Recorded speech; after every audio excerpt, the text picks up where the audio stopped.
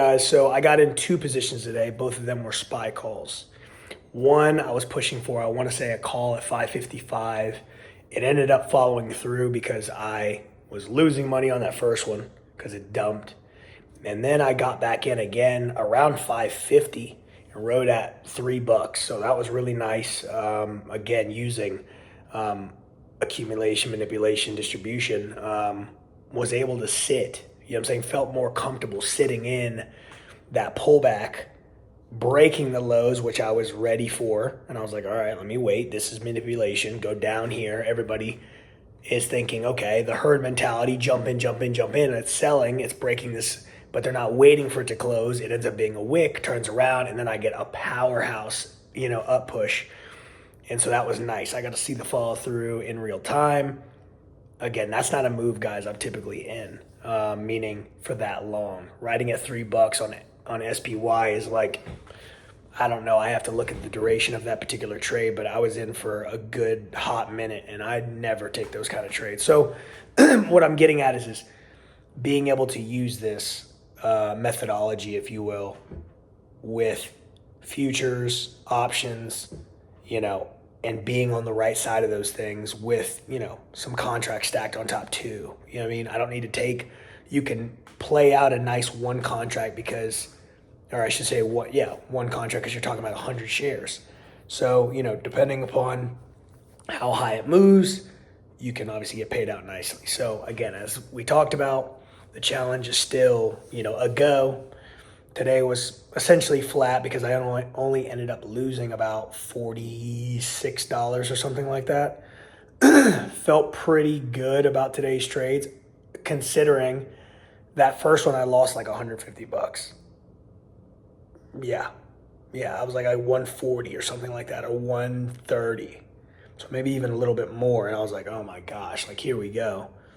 And I was able to run it back up on that $3 play. And it wasn't, okay, I'm going to buy because I'm getting chopped up by sells. I saw the fair value gaps above, and then I was playing my, the AMD, just like not playing AMD, but, accumulation, manipulation, distribution. And again, like I said, it's putting me at ease because I felt confident about the entire move. I stayed. Realistically, once I was like, okay, I'm only down $40-$50, I was like, I might as well take it here. And it was at 553, which is, I was in the money. I was all the way out of the money. I ended up working back into the money. So then it started to really multiply and make moves. It ended up getting to my 555, which was my first TP on the calls for SPY. But, what are you going to do? That thing dumped all the way down. Like, there's no telling that was going to... I saw the gap, and I was like, I have a feeling on a Monday this is not going to fill. Maybe later this weekend, or this week, I should say, excuse me. But I was like, this is not going to fill right now. I don't know what. It's a bit intuition. It's some of the stuff that I've seen. That's not necessarily right or wrong, if you follow me. If this is the first time you guys are seeing me ever talk about trading or whatever, welcome. But again, for the record, so it's like, well, why does he seem so uneasy or uncertain or whatever the case may be? As I've told, my followers and told those who have been watching for this long, there's a couple ICT, methodology, strategies, if you will, in a way of approaching the market that I'm testing out. I'm trading options right now. I put $300. It ended up being like $295 once I put it in there because there was a little bit of a fee, I guess. And so that was wired in last night. I traded it today. The first trade I took was an L. And I was trying to get out sooner, quite frankly. It pulled. I saw displacement, and I was like, oh, shit, because this usually means continuation. It pulled back to test. I was only down like 80. I was trying to get out. And as I'm trying to get out, it's like, oh, you can't, what did it say? You can't take, orders, excessive orders in the other direction or some shit like that. as it's falling, I'm like, I need to get out. I'm trying to cancel, sell. You know what I'm saying? Like, or buy in this case. I'm buying. Now I'm trying to sell it back to the marketplace. Like I'll take the L, like get it off. Finally end up getting out of there probably at like, I want to say 131 or something like that is what I took a L on, or maybe more. And so I was able to see displacement on the other side. I was like, this isn't going to fill. This is not going to go fill. And I could have been wrong. Don't get me wrong. Like, this is not like, remember, every strategy, it's not like, it just gives you a better indication in an identifier of like, what is our bias? What does our higher time frame tell us? Where do we need to be testing? 555 looked like a very reasonable area for me because I knew that it needed to come back and make a lower high on the higher time frame, 1 hour, 4 hour, and then reject and come down. And I think that Tuesday, Wednesday, we will fill. I think we'll just melt. Or maybe we wait until Thursday, Friday, which is you got PCE and you got unemployment. It's right. It's right for it. So it's just going to just fall. You know what I'm saying? Now, again, everything's, I'm speculating just as you would. But this is my view on things. I want to be able to play that move on Thursday or Friday for puts. Now, it might be a call play just based off of what, Tuesday and Wednesday do, the next 2 days. So we just have to wait. We have to assess it. I wanted to jump on here, though. Again, I'm not in the dungeon in the office and breaking down my charts down there. Essentially, this is me just telling you it's 153 right now. Hey, here's what I'm doing. Here is, the plays that I took today. Those two were essentially flat, right? We ended up going to, I want to say we were down like $65 total. So we're back at like 250, 245 or something like that. 253 actually. So I'm happy with it. I am, especially when I got in 3 contracts. Had I got in 3 contracts on those sells, oh man, I'd be up to, do the math. I only took $131 loss, and it went down further. Luckily, I was able to get filled and sell it back to the market for a somewhat minimal loss, even though that's like almost 50% of the money that I put in there. But you're talking about I would have made $131. That's minimum. And I think that I would have held that longer had I been on those sells and saw displacement and identified that a little bit sooner. So, nevertheless, that thing started to turn around 550, which is when I started to see displacement the other way. I started to see accumulation. I saw manipulation. And then once I saw the big bounce and we started playing inverted fair value gap, and we started playing up, I was like, okay, these are like multiple confirmations that we're on our way. So that's also why I felt confident about sitting in that SPY move off $3.50. So that was a nice play. Anyway, I don't want to bore you guys. Wanted to give you guys an update. John Wick profits 300 to 3,000. Right now we're at 253. So we got to pick it up. Tomorrow is a new day. No news tomorrow, so we're, free to trade. But I'm going to wait, because there will be manipulation, there will be accumulation, there will be distribution. So I'm going to wait until I get those nice leg moves where it's, consolidation, right?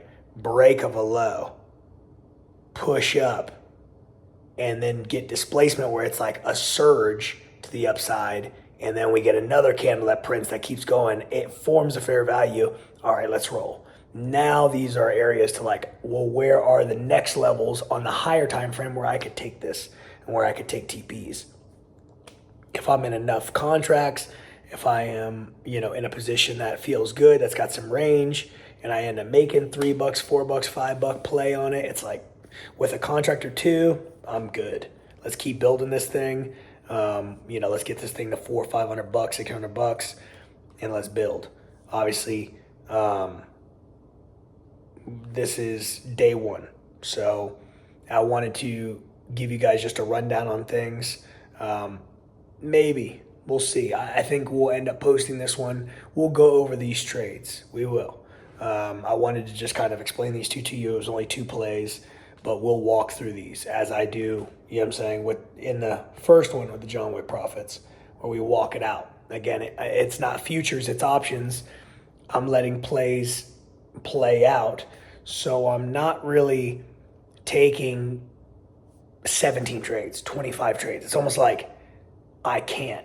As much as I want to, I can't. But when you're talking about a smaller account size, like a $300 to take it to 3,000 or 30,000 or 300,000, it's like those are, you are almost like what people would know terminology wise as flipping accounts. And I'm not trying to do that. I'm trying to play, high probable setups. And again, I want to prove to myself and prove that this strategy is actually like really instilling that patience that I need and not getting, whipsawed in the accumulation, area or consolidation, whatever you want to call it. They're the same thing, just two different words. So this has already helped me so much because I'm waiting. I'm literally waiting on displacement. So if I'm waiting on displacement and I already saw something, so if we're selling and then we break under a low, surely it could continue. But most times than not, if we're accumulating or just like there's an equilibrium between buyers and sellers and we're going sideways for a while in this like box, a miniature supply and demand on a 1 or 5 minute, 15 minutes fine as well, but now you've got your fair values already marked up on your 1 hours. You see displacement, but first you see manipulation. That's the first one everybody wants to get in. Here it is, here it is, here it is, break lows, let's go. And execute. And now do that times millions of traders. So much money hits the market, like at one time. And obviously the institutions and banks are the ones that are scooping up these orders. They're going, okay, cool. We want to go up, so we're going to buy or we're going to sell all this. 20% of their position is going down. 80% of their position is going up. And then they just average. Oh, what's the word I'm looking for? They are, once they take the direction that they want to go, they are, lack of a better term, like mitigating their loss. They are managing it. When they go up, and let's say we were pulling down, we broke lows, it shot up above that small accumulation range, and now we've got displacement, and then we've got a fair value, and we keep rolling and just printing candles to the upside. They're going to go ahead and pull this down quickly, like that one wick that just hits that fair value and continues, so they can, settle what was once their sells and now buys. The majority of the position was buys. They knew they wanted buys, but they needed to scoop up all the orders, go into the liquidity pool, and then push it to the upside, or vice versa. So again, it's stuff that I've known, but the way it was explained, the way that I like it, you know what I'm saying? And so far, so good. This is day one. I could be like, in a week, 2 weeks, a month from now, I could be like, this is trash. I don't think so. I've tried a lot of different things. I've done a bunch of different things. I'm going to see it through. Fair value gaps, I've always been a fan of. Order blocks, I've always been a fan of. I'm like, okay, like that makes sense. Again, I can make it very mechanical because I understand why and when you do things. And that's everything, right? Knowing why you're doing what you're doing. So then you can cut it if you're like, this isn't it, get out. Whereas you're kind of like, again, using, like, you're speculating, but you're speculating in a trade, which you can't do. Like, TPs and stop losses need to be set, and it executes or it doesn't. Like, it goes and hits TP or it hits your stop loss. Like, that's it. Those are the two, like, sides of the coin. It's not taking profits early. It's letting it run. So this is what I'm talking to you about. I know this is a little bit more long-winded, but I wanted to walk you guys through this. Moving forward, we will go over those trades. So I will be throwing these two into TradeZella. I'll be assessing them. I know what I did wrong. Again, it's only two, so I'm able to, digest and not be like, what did I do? What did I do wrong? Like, it's pretty simple because it's 2 trades and not 17, where I'm like, I don't remember quite to the T what I was doing or what and maybe I'm just looking for a trend line break, or maybe I'm just looking for a, demand, buy or something like that. So that's why I'm like, there needs to be more confluence than just one thing, because then it truly does it is a 50-50. In theory, it is always a 50-50, but you want to skew it. Even if it's 51%, it's skewed in your favor. So picking those trades and not putting money on the table and going, here's what the cost of doing business is. If I don't feel that there's a advantage, then you're just gambling. So anyway, that is today's video. I wanted to let you know that this challenge is still alive and well. I definitely do want to, I'm not going to do it because I don't want to make it seem like I'm doing something behind the scenes, because this is a challenge that we're going for and that we can all kind of, root each other on to do. But ultimately, I want to put more in. I want to put like 1,000 in and work it. But, 1,000 to 3,000, not to say that that's not, a big deal. I mean, 2K is 2K, but 300 to 3,000 is a nice jump, So anyway, the point is I want to show you that it's possible. I want to show you that it's very, very doable. And this is the strategy that I'm using. You guys can follow along. You may not like the strategy. This is something that, again, I am journaling. I am testing. I am, front testing and back testing, making sure that, okay, this makes sense. And this is the move I should have got in, or I should have waited for this or that. This is me figuring it out, guys. As I told you before, as I'll always tell you during this process, if you've been here this long, thank you. But number two, this isn't supposed to look sexy, because this is the process of growing. Like, this is what it really looks like. Everybody, all your gurus that you follow, you're kind of like, man, well, I need to just follow him because but remember, I'm not trying to get you to follow me in the sense of, you should be following me and taking my trades or taking my signals. Number one, I don't have signals.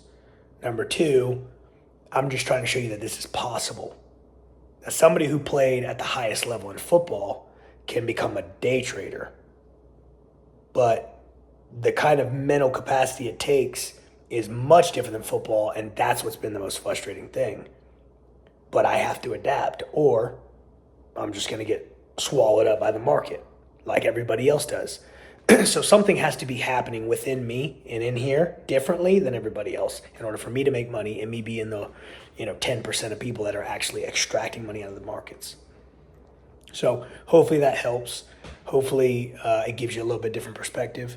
Continue to stay on your psychology. Continue to stay on your rules, more importantly, because your playbook is everything. And so with all the things that I've learned, it's kind of like, okay, let's bring it together. Like, I know enough about trading at this point that I can give you enough confluence to talk about, here's what you need to do. Here's these things coming together. This is what makes it some more probable. But it doesn't mean it's a definite, but it's more probable of taking place than the other outcome. But we got to take it day by day. Today, again, lost 45, 50 bucks, not a big deal. Tomorrow we're back at it, no news. It's early in the week. We also just might get chop, so let's see. We're going to wait on it though. Normally 9:30, I'm like, let's go. I'm saying? I'm geeked, and I have to be able to, and this accumulation, distribution, accumulation, manipulation, distribution is really it's kind of like a blinder thing. That's really opened my eyes, that I'm like, okay, that's interesting. Because I'm now waiting on those three things. I need all those steps to happen before I'm ever even thinking about getting into trade. Well, I look up and it's now 10, 10:30, 11 o'clock. Most of the times, now you're getting your real play of the day. Where even if it is, you're talking about the Qs or you're talking about SPY, it might move $3 to $5. It might move $8, $10.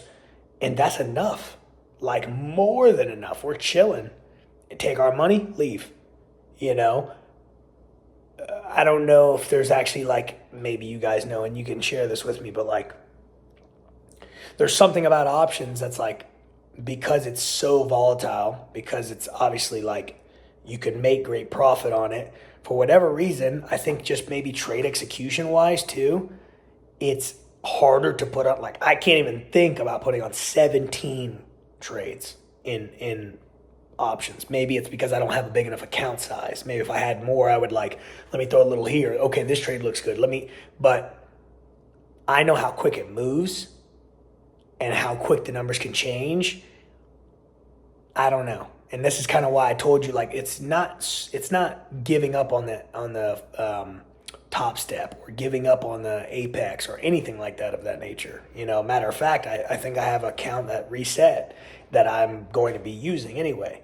But nevertheless, it's still options has got me in this mode of like, okay, I'm looking for a good trade because I want to run it. Like, I've gone back on my P&L last night of what my options positions were on, like, I was buying, I was selling a call, which was interesting, but I was selling a call and I made $1,200. I had $67 in my account. So for whatever reason, the thing was really, really low, and I was looking, I was like, oh, is that an end of day or something? Like, is that why it was so cheap? And I was in an SPX, which SPX, if anybody knows, is like much more expensive typically.